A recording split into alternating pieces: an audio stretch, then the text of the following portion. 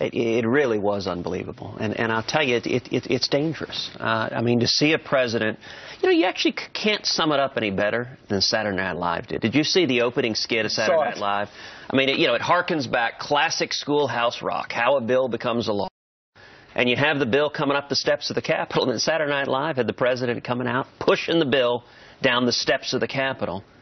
And the amazing thing is that really does sum up what the president is doing. He's saying he is not going to enforce federal immigration law, that it doesn't matter to him what laws Congress passes, that he's just going to decree his own policies. That's really a dangerous, dangerous threshold the president's crossing. But he blames Congress. He says, do nothing, Congress. This is what he said on ABC's The Week. Take a listen.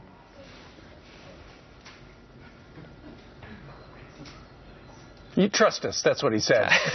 Anyway, he said... You guys did nothing. He said he bent over backwards. Bent over backwards, would wash Boehner's car, and nothing came across his desk. Therefore, he had to do what he did.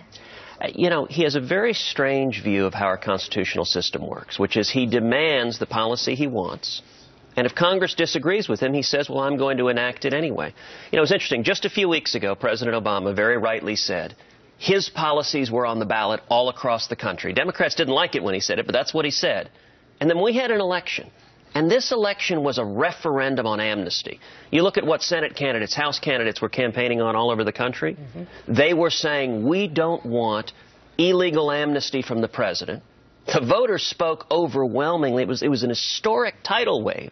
And what does the president do immediately after the election?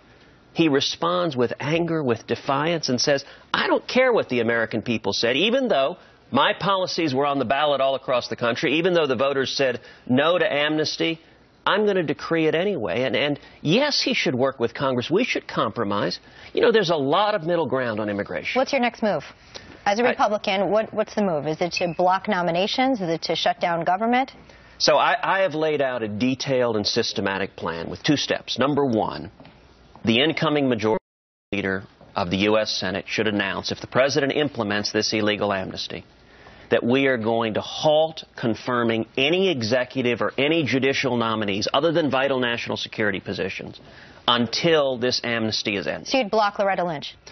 You'd have to debate whether the Attorney General falls within or without national security positions. What I would say is no Attorney General should be confirmed unless that Attorney General makes perfectly clear that they're not willing to be a part of this illegal and unconstitutional But Senator, there's no debate that the Attorney General falls within the purview of national security. I mean, it's a critical piece of national security, so why wouldn't you block the AG nomination? Look, my point on that is to set out an overall strategy that we should announce no nominees. And why focus on the nomination and confirmation power?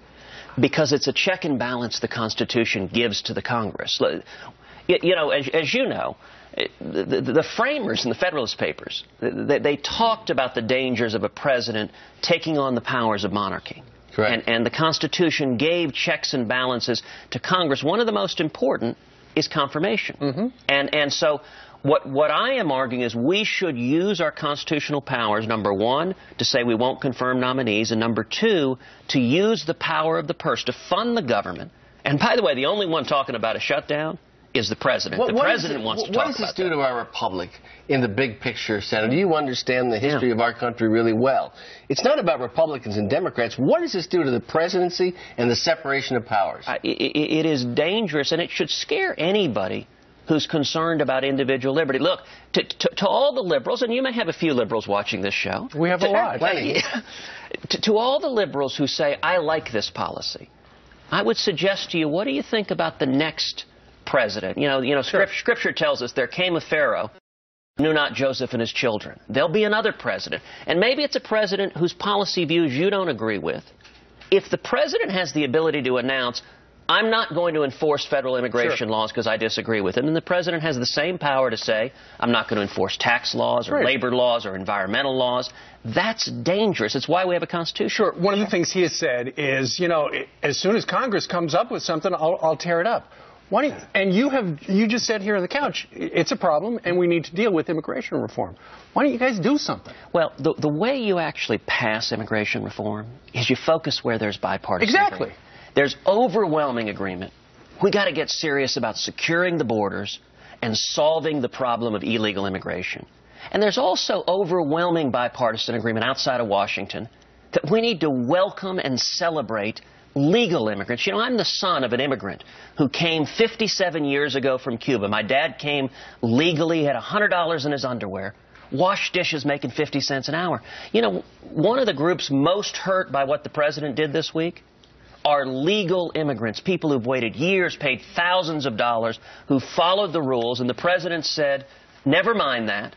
Instead, what we're going to do is we're going to open the doors. This action is going to lead to more illegal immigration, which is going to hurt legal immigrants. It's going to hurt African Americans. It's going to hurt working men and women. And for anyone concerned about liberty, it's just dangerous. Well, the whole country is watching to see what you guys and gals do in Washington. Thank you, Steve. Bye.